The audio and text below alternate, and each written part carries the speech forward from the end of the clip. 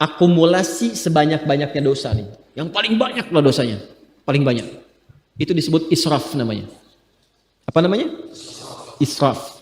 Kan saya sering ilustrasikan ya. Kalau ada prasmanan kita sekali makan, dia 10 kali makan misalnya. Ya, ngantri. Itu israf dalam makanan. Wa kulu washrabu wala tusrifu. Jangan israf. Ada orang israf dalam berbuat dosa.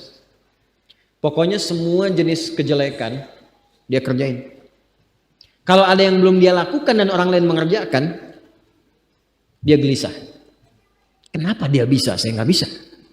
Maka dia lakukan juga. Itu sampai orang ke titik itu pun oleh Allah diberikan kalimat yang sangat indah luar biasa. Quran surah 39 ayat 53. Qul firalkan ya Muhammad SAW. Katakan kepada hamba-hambaku, ya ibadi, hambaku, kata. Itu masih di aku hamba, Pak. Bu. Seburuk-buruknya perilaku manusia menjauh dari Allah, sepanjang masih ada nafas berkehidupan, itu tetap dibentangkan oleh Allah hamparan-hamparan rahmat supaya hambanya bertobat. Dan masih dipanggil hamba. Kalimatnya sama dengan panggilan kepada hambanya yang soleh, hambaku. Ibadi, qul ya ibadiyalladzina asrafu ala anfusihim.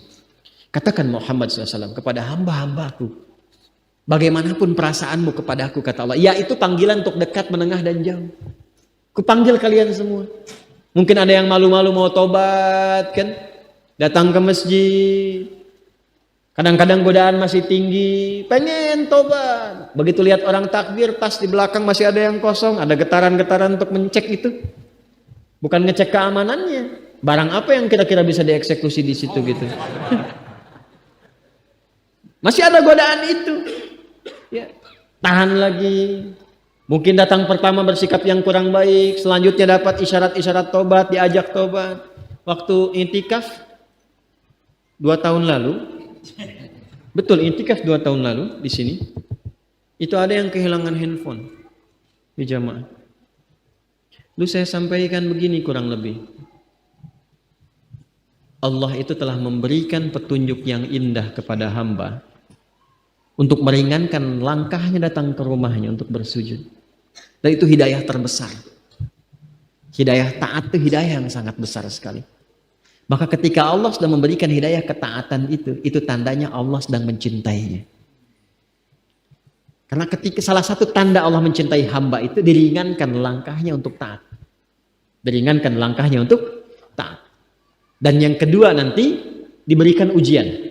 Jadi ada tandanya pada ketaatan, ada tandanya pada ujian.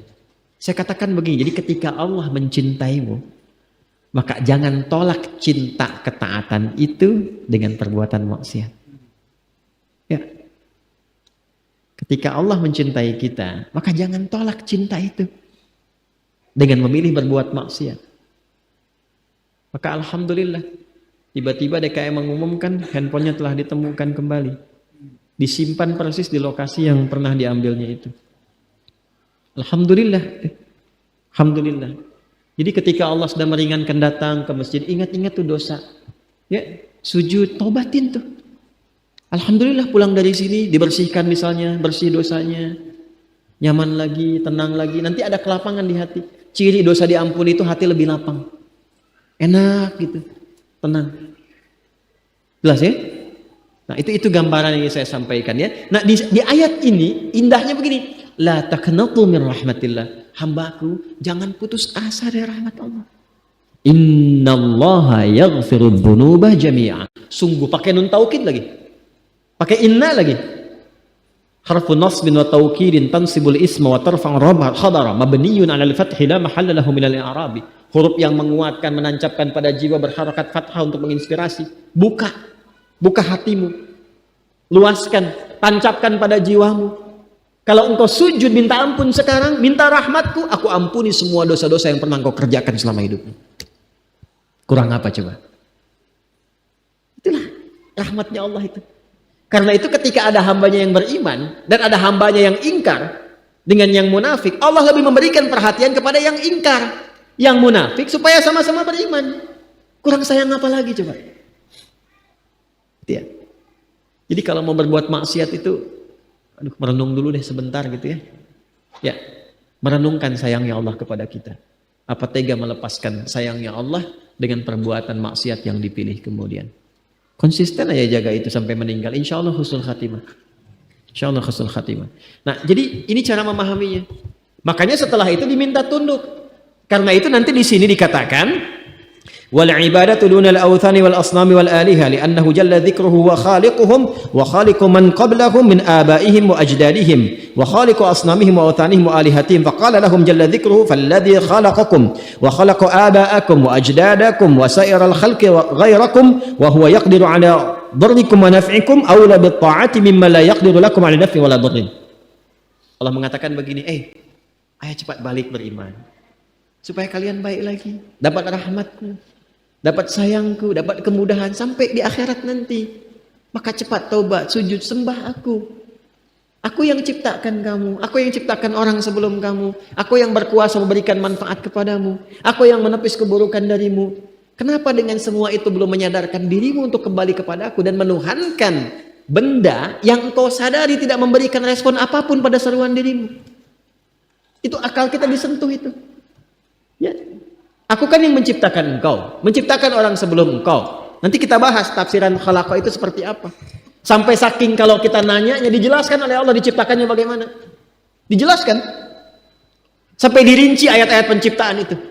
Sampai sebelum kita ada, bagaimana tercipta, di kandungan seperti apa, dilahirkan bagaimana, ibu yang mengandung rasanya bagaimana, setelah lahir seperti apa, diberikan ASI berapa lama, dirawat-rawat, disayang-sayang, ada persoalan apa diselesaikan, itu semua rinci.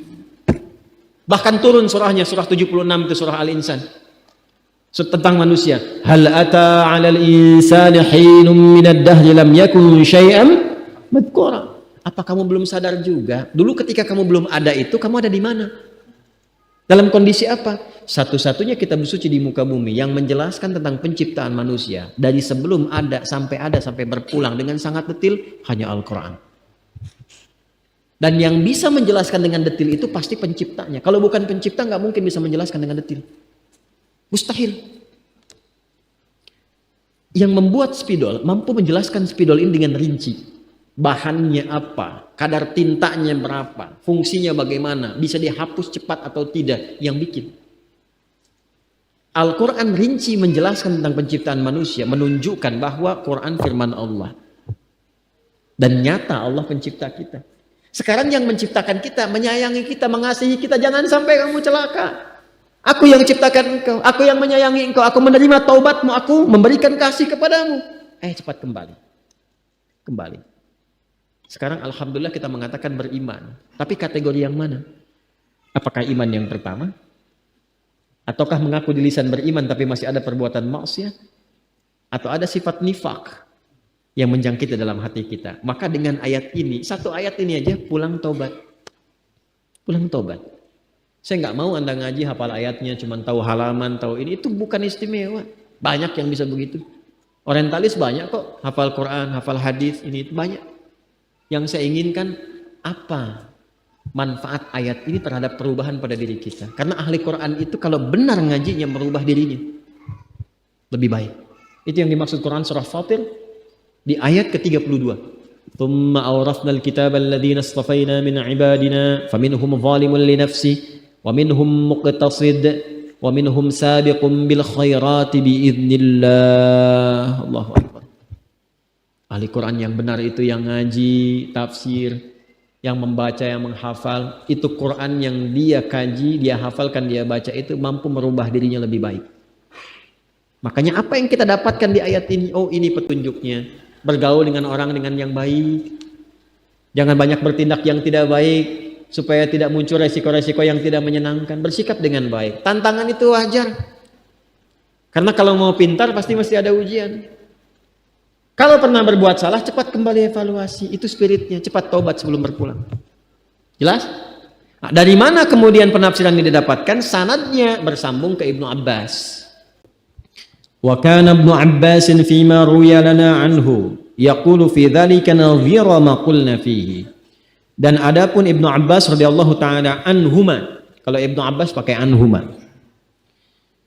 Dari apa yang diriwayatkan kepada kami dari beliau, pada kami di sini oleh muallif yaitu Imam At-Tabari, yaqulu fi dzalika nadhira ma qulna fihi, yaitu pendapat beliau sama persis dengan apa yang kami utarakan. Jadi kutipan dari tafsir ini sanadnya bersambung ke Ibnu Abbas radhiyallahu taala anhuma. Siapa Ibnu Abbas itu? Ini bukan orang sembarangan. Nama aslinya Abdullah. Nama aslinya siapa? Abdullah. Lahir 619 Masehi. Ya, lahirnya 619 Masehi. Kok nggak pakai hijriah Ustaz? Karena Nabi belum hijrah. Jelas ya? Karena Nabi belum hijrah. Nanti setelah Nabi hijrah, baru periode itu menggunakan penanggalan hijriah. Lahir 619 Masehi, anaknya paman Nabi Shallallahu Alaihi Wasallam, bagian dari ahli bait. Ya, anaknya paman Nabi namanya Abbas bin Abdul Muttalib radhiyallahu taala anhu. Ini beda usianya tipis dengan Nabi, 3 tahun saja Abbas itu. Abbas ini profesinya pedagang, Pak. Saya ulang ya, profesinya pedagang. Punya anak sulung namanya Fudail. Anak bungsunya namanya Abdullah. Sebelum masuk Islam, beliau ini termasuk pelaku riba. Ya, termasuk pelaku riba. Ya, bagian dari rentenir juga. Yang meminjamkan apa dan seterusnya. Ini praktek-praktek riba demikian. Alhamdulillah masuk Islam. Dan riba pertama yang dibebaskan oleh Nabi Sallallahu Alaihi Wasallam adalah riba pamannya sendiri, yaitu Abbas bin Abdul Muttalib. Menariknya apa? Ini yang hebat yang kita teladani. Kenapa saya cerita ini yang mau saya sampaikan. Jadi kalau kita ngaji hadis dengan riwayat, saya sarankan jangan langsung ke informasinya, ke isinya. Gali dulu tentang orang yang menyampaikannya. Karena setiap tokoh yang meriwayatkan hadis itu selalu punya inspirasi tersendiri. Dan kadang berpengaruh untuk menjelaskan hukum. Ya, nanti kita kalau masuk ke rawi-rawi tertentu kita jelaskan.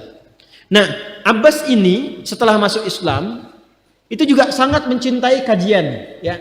Duduk dengan Nabi belajar, tapi karena kesibukan di waktu-waktu beliau bekerja itu, berbisnis itu, dan disupportkan juga pada perjuangan Nabi Sallallahu Alaihi Wasallam, maka seperti kita lah ngambil waktu-waktu tertentu, ya. Tapi visinya begitu panjang. Saya boleh punya kesibukan terbatas mengakses taklimnya Nabi Sallallahu Alaihi Wasallam, tapi mesti ada kebanggaan di keluargaku yang mewarisi ilmunya Nabi Sallallahu Alaihi Wasallam. Maka beliau investasikan anak bungsunya Abdullah untuk memulazamahi, melazimi, ya, untuk terus mengikuti majlisnya Nabi Sallallahu Alaihi Wasallam. Maka anak ini sejak usia dini disertakan di majlis Nabi Sallallahu Alaihi Wasallam. Jadi Abdullah kecil ini dari kecilnya tuh dari merangkaknya, mainnya itu di majlis Nabi aja. Makanya semua yang terdengar, yang terlihat tuh semuanya baik-baik semua. Karena itu ketika Nabi menyaksikan itu pun keluar di lisan Nabi sambil dipegang dengan lembut itu, Allahumma faqihhu fid din wa 'allimhu ta'wil. Itu doa langsung dari Nabi sallallahu alaihi wasallam. Ya Allah, mohon pahamkan Abdullah ini tentang semua urusan dalam ad-din. Dan istimewakan spesifik dalamkan pemahamannya kepada Al-Quran. Wa'alimhu ta'wil. Itu Abdullah kecil. Dari situ, karena yang bergaul dengan orang baik, Nabi itu Masya Allah, ya, termasuk ke anak-anak kecil itu. Makanya anak-anak kecil itu diantara idolanya itu Rasulullah SAW. Ya, anak-anak sekarang ya, hidupkan tuh suasana berkehidupan bersama Nabi Sallallahu Alaihi Wasallam. Dekatkan, ceritakan, kisahkan, dan sehingga muncul ketertarikan dan rasa cinta itu. Itu sejak kecil ditanamkan rasa itu sehingga semua kegiatannya ingin menyertai Nabi. Ini yang ingin saya sampaikan. Jadi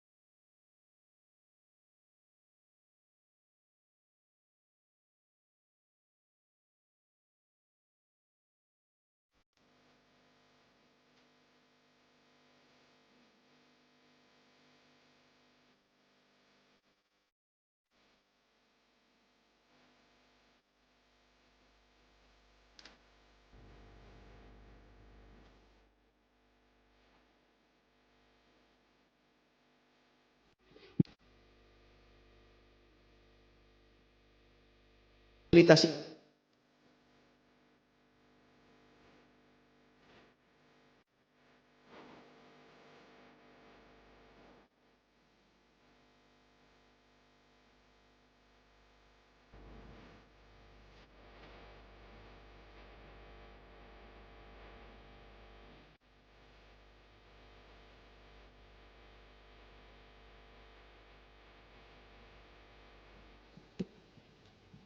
Ikut semuanya. Nanti kakaknya yang sulung Fudail itu diwakafkan membantu Nabi. Ya, makanya yang terakhir membawakan air minum, air wudu, membawakan air wudunya Nabi sebelum wafat di pangkuan Sayyidah Aisyah, dan beliau itu kan berwudu dulu. Ya, wafat di pangkuan Sayyidah Aisyah radhiyallahu taala anha. Itu yang membawa air wudunya kakaknya Abdullah ini, Fudail ini. Ya, Fudail bin Abbas. Itu semuanya itu jadi baik. Jadi kalau ada satu anak tuh jadi ahli Quran, itu cahayanya kemana-mana, terbawa semua. Bisa jadi anak hafal Quran, bapak ibu berangkat haji, mungkin terjadi. Umrahnya dari rizkinya anak, bisa. Dan jangan salah ya, mungkin kelancaran usaha Anda pun itu mungkin supportnya anak. Saya ceramah beberapa waktu lalu menerangkan di Quran tentang ya rizki orang tua ke anak itu biasa, tapi ada rizki anak ke orang tua, saya terangkan itu.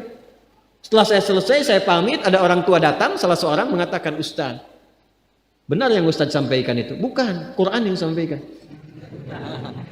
Usaha saya menjadi lebih lancar ketika anak justru didekatkan dengan Al-Quran. Padahal awalnya penyesuaian dulu, penyesuaian. Tapi setelah itu cahaya hadir. Tapi prinsipnya, belajar dari sini, kita tidak hanya ngaji isi tafsirnya. Tapi proses membentuk itu tuh seperti apa? Maka belajar dari kisah ini, karena nggak mudah. Ya, kadang mesti berkorban. Karena itu Abbas membersihkan dulu dari ribanya. Pekerjaan dibersihkan dulu dari apa yang Allah nggak suka. Ya, lalu yang halal dikumpulkan, dibawa ke rumah, dimasak oleh istri, dimakan oleh anak. Kan? Dari situ kemudian jadi energi. Ada lompatan-lompatan pengetahuan, dibuka pengetahuannya. Niat diperbaiki. Itu banyak yang seperti itu. Nah, jadi kesimpulannya, saya ingin sampaikan bahwa pertama, Allah menyayangi kita. Maka segera respon dan tangkap rasa sayang ini dengan ketaatan kepadanya. Satu itu. Yang kedua, pancarkan cahaya taat itu sekalipun pada pelaku maksiat. Sekalipun pada orang-orang yang belum beriman kepada Allah Subhanahu wa taala. Maka bergaul dengan mereka. Pancarkan akhlak mulia, pancarkan kebaikan, rasa tolong menolong, tenggang rasa, tepat selira, toleransi dalam konteks yang benar. Pancarkan itu semua. Supaya mereka pun mendapatkan kesempatan yang sama untuk merasakan cahaya iman. 3. Belajar dari rawi periwayat tentang tafsir ayat ini. Abdullah bin Abbas radhiyallahu taala anhuma. Sesibuk apapun Anda, mesti ada perwakilan anggota keluarga yang menjadi kebanggaan di hadapan Allah Subhanahu wa taala. Kalau Anda merasa belum berumah tangga, anak kan jadi anak. Jadi baiklah sekarang untuk orang tua. Ya. Ini bagian terakhirnya. Kemudian saya akhiri supaya kita bisa memulai pekan selanjutnya ke ayat 22. Alladzi khalaqakum walladzina min qablikum. Ini bagian terakhir, tersisa 5 menit untuk saya tutup. Sembah aku, kata Allah, supaya kalian jadi lebih baik. Karena aku penciptamu. Dan aku mencipta bukan hanya engkau, tapi orang-orang sebelum engkau. Biasanya terjemah sampai situ saja. Pemaknaannya sampai situ. Hai semua manusia, beribadahlah kepada Allah, esakan Allah Subhanahu wa taala yang telah menciptamu dan mencipta orang-orang sebelum kamu supaya kalian bertakwa. Nah, saya ingin detilkan sedikit teman-teman sekalian. Walladzina min qablikum itu bukan hanya menerangkan orang generasi sebelumnya. Bukan hanya sebagai pembuka. Tapi ada satu yang sangat indah yang jarang dikaji. Perhatikan sini baik-baik. Yuk kita baca ayatnya. Ya ayyuhan nasut taqu. Budu. Ya ayyuhan nasu budu. Rabbakumul ladzi khalaqakum. Di sini khalaqakum. Walladzina min qablikum. Walladzina min qablikum. La'allakum tattaqun. Perhatikan. Saya sudah bahas ya ayyuhan nasu budu rabbakum sudah. Alladzi khalaqakum sudah. La'allakum tattaqun sudah kan ya? Sekarang ini yang belum saya detilkan. Walladzina min qablikum. Dan semua generasi manusia yang pernah hidup sebelum kalian. Fokus baik-baik. Fokus baik-baik. Ayat ini untuk umat Nabi Muhammad di era beliau hidup saja atau sampai kehidupan manusia berakhir. Saya ulangi. Al-Baqarah ayat 21 ini untuk umat di masa Nabi Muhammad saja, artinya di era Nabi hidup, atau terus berlangsung sampai kehidupan berakhir? Terus berlangsung. Artinya ayat ini pun berlaku untuk kita ya. Baik. Sekarang begini cara memahaminya. Kita ada di sini nih kita. Sebelum kita ada generasi? Ada generasi sebelum kita. Saya bawa terus ke 15 abad ke era Nabi Muhammad SAW. Ya, awas hati-hati. Sebelum Nabi Muhammad ada manusia, ada generasi? Ada, terus sampai ke Nabi Adam alaihissalam. Fokus baik-baik. Ini maknanya dalam sekali. Satu, ada makna tauhid.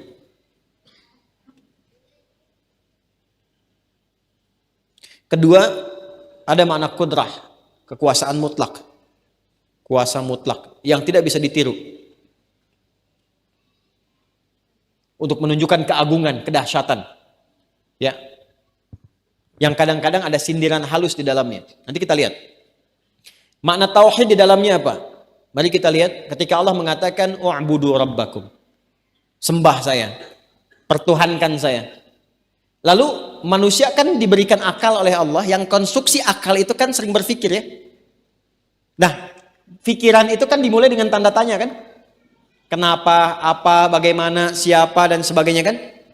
Kalau ketika Allah mengatakan sembah saya, maka otomatis akal akan mengeluarkan fungsinya untuk berpikir dengan menampilkan pertanyaan pertama, kenapa? Allah yang menciptakan akal dan semuanya sudah tahu itu. Karena itu sebelum bertanya Allah sudah jawab.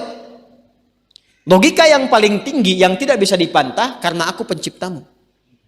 Kata Allah, karena aku penciptamu. Ya ayyuhan nasu u'budu rabbakumul ladzi khalaqakum, karena aku penciptamu. Karena itu sifat tauhid disandingkan dengan kuasa mutlak yang gak bisa ditandingi. Karena fitrah manusia itu begini, fitrah manusia itu cenderung tunduk, patuh kepada yang lebih kuat, kepada yang lebih hebat. Lalu Allah menampilkan satu logika yang gak bisa tertandingi. Siapa yang paling hebat di muka bumi ini, di kalangan makhluk, yang bisa mencipta manusia? Gak ada. Jangankan manusia, hewan saja yang paling kecil, manusia gak ada yang bisa mampu membuatnya, menciptanya. Lalu kenapa Anda bisa patuh tunduk hanya kepada pembuat benda tertentu, yang bahkan membuat nyamuk pun tak mampu, membuat lalat tak mampu, hanya karena kedudukan sementara yang setelah itu selesai bahkan meninggal dunia? Anda bisa patuh, tunduk, siap kerjakan apa saja, bahkan diperintahkan untuk sujud pun Anda sujud. Lalu kenapa kepada yang menciptakan Anda, yang maha segalanya, menciptakan pimpinan Anda, menciptakan komandan Anda, menciptakan yang meminta, menyuruh, memerintahkan Anda dan mewafatkannya, kenapa pada puncak semua itu Anda tidak patuh? Maka Al-Quran menampilkan logika tertinggi ketika Anda bertanya, kenapa kami harus menyembahmu ya Allah? Karena aku penciptamu. Jadi kepada yang mencipta kecil saja, membuat yang kecil engkau begitu hormat, tunduk dan patuh, maka kenapa kepada yang mencipta dengan sempurna segala yang kecil dan besar itu engkau tidak menghormati dan menyembahnya? Jelas? Ini bagian pertama. Jadi kalau kita menggunakan akal dengan benar, konstruksinya dipakai untuk berpikir dengan baik, maka cukup dengan satu kata ini pasti menuhankan Allah Subhanahu wa taala. Ya, lalu pertanyaan kedua begini, ketika akal mengatakan kenapa terjawab, dia akan menyusul, apa buktinya? Kau menciptakan aku. Maka turunlah nanti detil ayat-ayat yang menerangkan tentang penciptaan manusia yang gak mampu diinformasikan oleh siapapun. Dan itu akan dibuktikan oleh perjalanan pengetahuan. Maka nanti turun ayat-ayat berbicara tentang manusia, bagaimana sebelum tercipta itu seperti apa. Bahkan disindir oleh Allah. Kok nanya? Ente aja gak tahu sebelum ente lahir seperti apa, mau bertanya. Terus ketika diberitahu bisa mengingat itu tidak?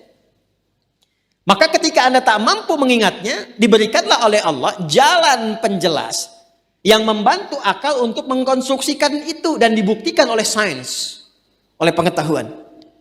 Maka disindir pertama kali, jangankan proses mencipta, sebelum engkau ada, aku tahu. Turun surah Al-Insan itu ayat pertama. Ya, hal ata 'alal insani hinum minad dahri lam yakun syai'an. Lalu bagaimana dipadukan antara menciptakan fisiknya dulu, tubuh. Quran surah ke-22 ayat ke-5. Quran surah ke-23 ayat 11 sampai 13-nya. Ya. Setelah itu berproses di rahim perut ibundanya, bagaimana ibundanya mengandung berproses, Quran surah 31. Di ayat yang ke-14 ditambahkan lagi Quran surah ke-46 di ayat yang ke-15. Mulai melahirkan, memberikan ASI maksimal 2 tahun itu ya. Kalau ingin sempurna, Quran surah kedua ayat 233. Dirawat-rawat terus berkembang dan sebagainya itu. Disebutkan dengan rinci, bahkan dengan diksi yang sangat detil luar biasa. Dan itu dibuktikan benar oleh pengetahuan.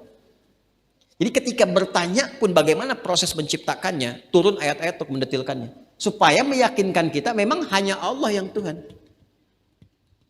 Sekarang bawa tunjukkan kepada saya. Di abad 15 yang lalu, 15 abad yang lalu, siapa yang sudah bisa membuat satu karya, buku, bacaan yang menerangkan tentang proses penciptaan manusia dengan begitu detil? Kitab mana, termasuk kitab yang disucikan, kitab mana, kitab suci mana yang menceritakan penciptaan manusia dengan begitu detil? Bandingkan dengan Quran. Dan dahsyatnya, Quran memperkenankan ayat-ayatnya untuk diteliti, diriset, dan dibuktikan. Kitab mana di muka bumi ini yang menantang supaya isi kitabnya diuji kebenarannya? Gak ada. Quran justru menantang. Uji kalau nggak percaya. Sampai ke titik itu loh Pak, Ibu. Sampai ke titik itu. Itu objektif sekali kan, ilmiah sekali. Diterangkan begini, nggak percaya uji. Kalau masih nuduh, datangkan yang semisalnya. Kalau masih nuduh juga, keterlaluan. Sudah nggak punya bukti, nggak bisa datangkan. Sudah yakin dengan kebenaran, tapi masih nuduh. Itu kurang kerjaan. Ya kan? Biasanya orang kalau sudah nggak punya argumentasi nuduh. Biasanya begitu. Nah, makanya la raiba fi dzalikal kitabu la raiba fi. Raib itu meragukan sambil nuduh. Tapi lucunya nggak punya bukti, ya, nggak punya kekuatan berargumentasi, menuduh. Makanya ditantang. Di ayat 23 nanti tantangannya akan muncul sampai 24. Sabar ya, masih 21. Ya. Nah, ini. Nah, kemudian yang paling menarik adalah ini. Muncul kalimat ini. Kalau kita manusia sampai sini mungkin cukup. Ini indahnya diksi Al-Quran. Saya tanya begini ya. Tanya begini. Apa lawannya kurang? Halo? Lawan kurang itu lebih kan? Baik. Lebih itu sama dengan tambah kan? Baik. Makanya di matematika ada tambah, ada kurang. Ya kan? Kalau di hitungan prediksi ada kurang lebih kan? Ada tambah, ada kurang. Baik, sekarang perhatikan. Logika manusia. Lawannya tambah itu kurang. Tapi diksi yang Allah sampaikan di Al-Quran tidak begitu. La in syakartum wa la in kafartum inna adzabi syadid. Kalau kalian bersyukur aku tambah. Tapi kalau kalian kufur, Allah tidak katakan aku kurangi. Karena sifat Allah tidak pernah mengurangi nikmat yang telah dijanjikan pada hambanya. Apa lawan tertawa? Nangis. Apa lawan hidup? Mati. Apa lawan kaya? Bukan miskin. Cukup itu Anda karena mikir Quran aja. Kalau pikiran manusia pasti cari lawannya. Wa annahu adhaka wa abka. Dialah Allah yang telah menjadikan seorang tertawa dan menangis. Amata wa ahya, mematikan menghidupkan, tapi aghna wa aqna, yang menjadikan seorang kaya dan cukup. Jadi nggak ada sebetulnya yang miskin. Yang miskin itu manusianya yang tidak pernah merasa cukup. Dan saking sayangnya Allah masih disupport juga lewat zakat. Nggak cukup dengan zakat, pakai infak. Nggak cukup dengan infak, pakai sedekah. Kalau masih nggak cukup juga, memang manusianya yang pengen miskin. Halo? Iya. Nanti begitu masuk ayat 215 kita akan mengerti tentang itu. Kita masih di ayat 21. Ya. Nah, ini yang ingin saya katakan. Sebetulnya kalau bahasa manusia, sampai alladzi khalaqakum saja cukup. Ya ayyuhan nasu ubudu rabbakumul ladzi khalaqakum la'allakum tattaqun. Cukup, selesai. Kenapa mesti ada walladzina min qablikum? Apa dasarnya di situ? Nah, ini isyarat Quran begitu tinggi untuk menerangkan kepada kita bahwa sebelum kita pun sudah ada makhluk-makhluk yang lain. generasi manusia-manusia lain. Coba lihat mereka. Satu, bagaimana ketika mereka soleh? Apa hasil yang mereka dapatkan? Bagaimana viral kisahnya? Bagaimana dibicarakan dan diungkit mereka? Bagaimana diistimewakan? Sebaliknya ketika mereka ada yang kufur, bagaimana nasibnya dalam perjalanan sejarah? Bagaimana Fir'aun dibincangkan? Bagaimana Qarun dibicarakan? Bagaimana Haman diviralkan? Seperti apa Musa, Harun kemudian dikisahkan? Dan seterusnya. Maka Allah seakan ingin mengatakan, kalau kalian benar menyembahku seperti orang-orang dulu itu menyembahku, maka yang terjadi akan begini. Tapi kalau kalian kufur, ingkar, kalian punya kedudukan sombong, punya kekayaan ria, punya pangkat jabatan kekuatan merendahkan, maka lihat bagaimana Fir'aun, bagaimana Qarun, bagaimana Haman berjalan di muka bumi. Seperti apa kemudian dipertontonkan sampai dengan saat ini. Maka kita diminta untuk melihat dari perjalanan sejarah agar mengambil hikmah tentang apa yang kita rasakan dan lakukan saat ini. Maka kalimat walladzina min qablikum kelak akan ditafsir dengan turunnya tentang kisah-kisah orang-orang di masa lalu. Jadi dibuka dengan pendahuluan walladzina min qablikum sehingga manusia bertanya, kalau belum tahu kan bertanya. Dan orang sebelum kalian, logika kita akan bertanya, siapa orang sebelum kita ini? Maka banyak bertanya, Yahudi mengetes, Muhammad kisahkan dong tentang Dzulkarnain, maka turun surah Al-Kahf itu bercerita tentang itu. Bagaimana kisah Luqman, bagaimana kisah Yakub, bagaimana kisah Ayub.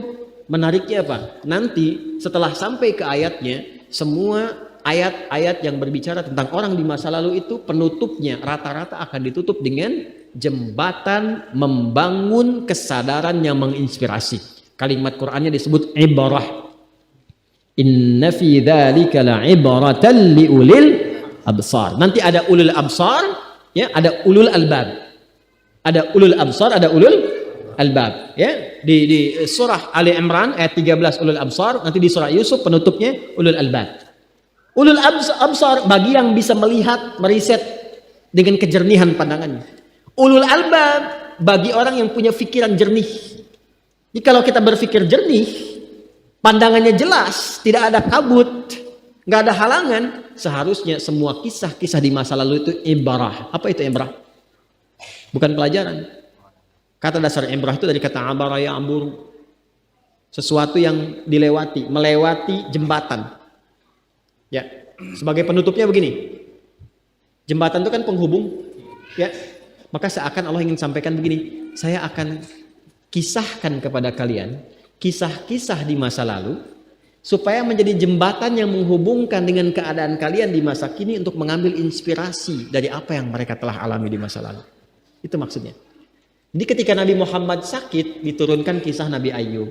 Muhammad SAW, kamu sakit sekarang, tapi Ayub penyakitnya lebih daripada kamu. Maka ketika Ayub sakit, ini yang dilakukan. Maka Nabi belajar dari sikap Nabi Ayub diterapkan dalam kehidupannya. Ketika beliau disakiti, turun ayat-ayat tentang Musa. Muhammad SAW, Musa itu lebih daripada kamu. Ya, udah ngeyel umatnya, baru diselamatkan dari Fir'aun, kaki belum kering, sudah minta Tuhan yang lain, dan sebagainya. Itu dipakai sikap itu untuk sabar menghadapi umatnya. Makanya ketika terjadi pembagian ghanimah dan ada yang komen di antara prajurit, ini nggak adil, ini bukan hukum Allah, ini bisa-bisaannya Nabi aja. Dulu udah ada yang begitu. Ya, udah ada yang begitu. Benih-benih sifat-sifat nifak itu sudah ada. Apa komen Nabi? Indah sekali. Saya disakiti biasa, Musa dulu lebih parah daripada ini. Jadi ternyata kisah di masa lalu itu bisa dijadikan jembatan untuk menginspirasi sekaligus memotivasi jikalau keadaan kita merasakan hal yang sama dengan umat di masa lalu. Kenapa saya tanya di awal sekarang ini ayat berlaku untuk kita atau tidak? Kalau Anda mengatakan untuk kita, maka jangan tarik terlalu jauh. Bawa aja kehidupan kita ke inspirasi di era Nabi. Ada di sini yang pengusaha? Ada. Kan zaman Nabi juga ada yang pengusaha, yang pebisnis, yang pedagang ada. Kenapa Anda tidak belajar dari kisah berdagang sahabat-sahabat Nabi yang nilainya bisa menginspirasi Anda? Ada di sini yang pengajar, ada. Kenapa nggak belajar dari sahabat-sahabat Nabi bagaimana cara mengajar yang efektif? Keluarkan itu semua, jadikan kurikulum kehidupan. Maka itu akan jadi jembatan yang terbaik untuk memberikan satu kurikulum kehidupan yang mencerahkan. Karena Nabi mengatakan, khairul qarni, era terbaik itu adalah eranya Nabi SAW. Tsummal ladzina yaluna. Kemudian era setelah itu, kemudian era setelah itu, kemudian era setelah itu. Ngikut terus sifat baiknya. Jadi kalau kita bisa mengambil saripati kehidupan dan miniatur praktek kehidupan Nabi, diterapkan nilainya ke kita sekarang, maka kita akan bertransformasi menjadi era terbaik di masanya. Itulah sebabnya saya tutup yang menjadikan Al-Imam Al-Bukhari merumuskan kitab sahihnya ke dalam 97 topik. Setiap topik itu kurikulum yang kita butuhkan. Di setiap topiknya ada ayat, ada hadis, ada ayat, ada hadis. Di cara bacanya begini, Anda profesinya apa, lagi butuh apa, keluarkan temanya. Kan sering ada pertanyaan kan, iman itu naik turun kan? Bagaimana supaya naik dan dijaga supaya nggak turun? Maka buka kitab yang kedua, Kitabul Iman. Nanti ada ayatnya, ada hadis, jumlahnya 57. Keluarkan, pelajari. Ketika Anda pelajari, itu terkatrol imannya naik. Saya sering ditanya bagaimana Ustadz menguatkan ingatan, belajar yang efektif. Keluarkan Kitabul Ilmi. Kitab Badul Wahyi, Kitabul Iman, Kitabul Ilmi. Di Kitabul Ilmi itu ada perangkat cara belajar yang efektif. Keluarkan, pelajari. Itu yang kita terapkan dalam kehidupan. Dan hasilnya bisa dirasakan. Semua mendapatkan yang sama. Itu lompat setiap era generasinya. Diterapkan, bawa dalam kehidupan. Nah ini yang kita dapatkan. Jadi ayat ini, satu ayat itu hanya pembuka saja. Tapi mengantarkan pondasi yang sangat kokoh untuk kita memilih membangun bangunan apa yang ingin kita dapatkan untuk kehidupan kita. Tinggal Anda bangunannya mau apa, keluarkan ayatnya setelah itu. Profesinya mau apa, tanamkan ayat dan hadis dalam jiwa kita, praktekkan dalam kehidupan. Insya Allah, apapun yang kita lakukan, itu senantiasa berada dalam ridha Allah subhanahu wa ta'ala. Jelas sampai sini? Ya, makanya di ujungnya ditutup dengan kalimat la'allakum. Dan semua puncak kebahagiaan, kemakmuran, kebaikan ada dalam nilai takwa yang pernah kita ulas di pertemuan sebelumnya. Assalamualaikum warahmatullahi wabarakatuh. Alhamdulillahi rabbil alamin. Segala puji bagi Allah subhanahu wa ta'ala, Tuhan seluruh alam, yang masih melimpahkan kepada kita nikmat iman, nikmat kesehatan, serta nikmat kesempatan untuk kembali mendekat, merenung, dan memperbaiki diri. Salawat dan salam semoga senantiasa tercurah kepada junjungan kita Nabi Muhammad SAW, kepada keluarga beliau, para sahabat beliau, dan seluruh umatnya yang setia mengikuti ajaran beliau hingga akhir zaman. Sahabat yang dirahmati Allah, dari keseluruhan kajian yang baru saja kita simak bersama, kita diingatkan dengan sangat dalam bahwa Allah Subhanahu wa Ta'ala adalah Tuhan yang Maha Pengasih, Tuhan yang tidak pernah menutup pintu rahmat-Nya, bahkan kepada hamba yang merasa dirinya paling banyak dosa. Sebesar apapun kesalahan yang pernah kita lakukan, selama masih ada napas kehidupan, Allah Subhanahu wa Ta'ala tetap memanggil kita dengan panggilan yang penuh kasih. Wahai hamba-hambaku, bukan untuk menghakimi, bukan untuk mempermalukan, melainkan untuk mengajak kita kembali bertaubat, kembali tunduk, dan kembali mendekat kepadanya. Kita juga diajak untuk memahami tauhid bukan hanya dengan perasaan, tetapi dengan akal yang jernih dan hati yang terbuka, bahwa hanya Allah Subhanahu wa Ta'ala yang menciptakan kita, menciptakan generasi sebelum kita, dan mengatur seluruh kehidupan ini dari awal hingga akhir.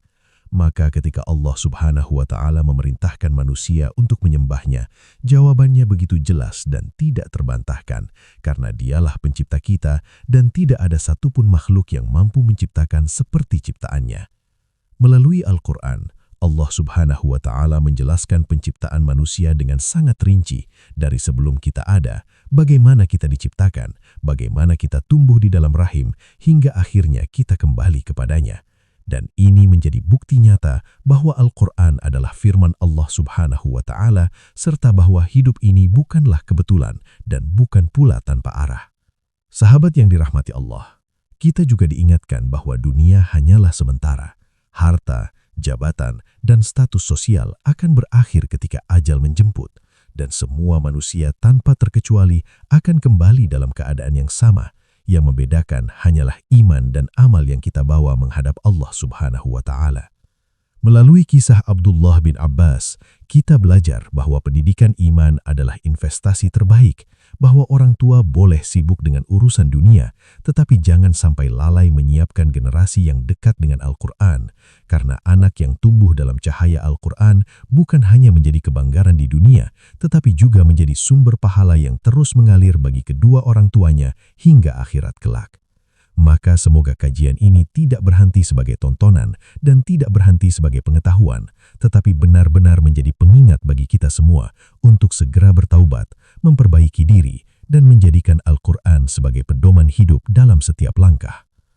Jika sahabat yang dirahmati Allah merasakan manfaat dari video ini, jangan lupa untuk menekan tombol like, bagikan kepada keluarga, sahabat, dan orang-orang tercinta agar kebaikan ini terus menyebar dan menjadi amal jariah, serta pastikan juga untuk subscribe channel ini agar kita bisa terus belajar bersama dan menyimak kajian-kajian yang menenangkan hati serta mencerahkan jiwa. Sebelum kita akhiri, mari luangkan sejenak waktu untuk menuliskan doa terbaik di kolom komentar untuk guru kita tercinta, Ustadz Adi Hidayat. Semoga Allah Subhanahu wa Ta'ala senantiasa menjaga beliau, memberikan kesehatan, keikhlasan, kekuatan, dan menjadikan ilmu beliau terus mengalir serta memberi manfaat yang luas bagi umat. Terima kasih telah menyimak video ini hingga akhir. Semoga Allah Subhanahu wa Ta'ala menerima setiap niat baik kita, mengampuni dosa-dosa kita, dan mengumpulkan kita semua dalam keadaan husnul khatimah. Wassalamualaikum warahmatullahi wabarakatuh.